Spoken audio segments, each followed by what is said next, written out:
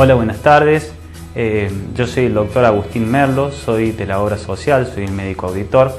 Me han invitado para hablar de las patologías más frecuentes de los docentes y dentro de las patologías más frecuentes son las que afectan a la voz.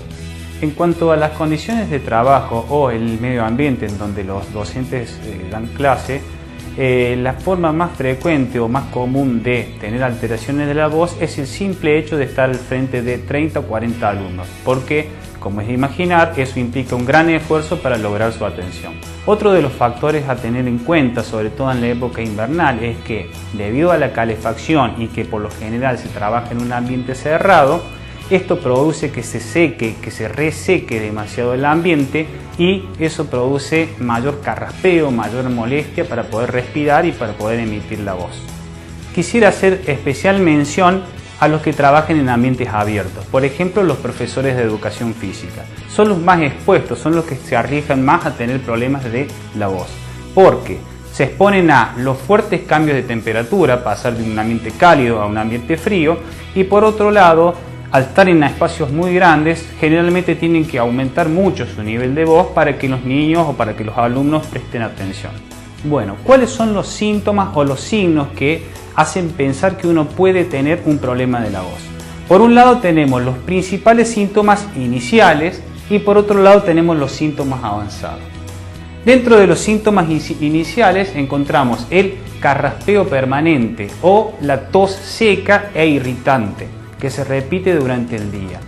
Otro de los síntomas iniciales son el que llegue la noche y uno no puede hablar o directamente no tiene ganas de hablar. Eso es signo de que durante todo el día ha estado haciendo un gran esfuerzo para mantener su voz. Otro de los síntomas precoces es que no se llega a completar una frase larga sin tener que cortar para tomar aire. Y por último, otro de los signos que habla de que uno está sufriendo un problema o una patología de la voz es el no poder gritar y, paradójicamente, el no poder cuchichear, el no poder hablar bien bajito. Por otro lado, cuando los síntomas precoces persisten y progresan, empiezan lo que se llaman los síntomas avanzados de alteración de la voz.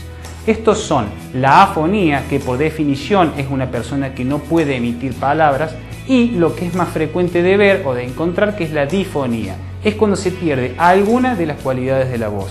Es estas personas que tienen esa voz ronca, como entrecortada.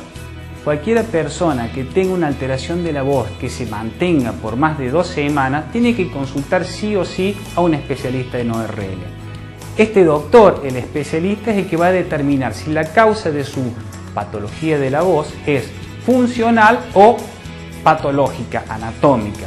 ¿Qué quiero decir con esto? Funcional es cuando uno utiliza muchas veces la voz exageradamente o la utiliza de mala manera. Por otro lado, si uno repite en el tiempo muchas veces esta alteración de la voz, se puede producir una alteración anatómica. Estas alteraciones anatómicas suelen ser nódulos o pólipos, que por lo general son benignos, no hay que asustarse con esto, pero es mejor que lo vea un especialista para determinar bien cuál es la causa de la enfermedad. ¿Cuáles son los consejos o cuáles son las actitudes sanas que uno tiene que tener para poder mantener una buena voz durante toda su actividad laboral? Es importante recordar que los docentes no tienen una formación de cómo cuidar su voz. No así los cantantes, no así los locutores, no así otras personas que trabajan de la voz. Por eso es que es importante que en la formación del docente se toque este tema y se le enseñe cuáles son las cosas necesarias para poder conservar su voz. Las cuerdas vocales son un músculo y como todo músculo necesitan su debido cuidado para que rindan al máximo. Estos cuidados incluyen la hidratación.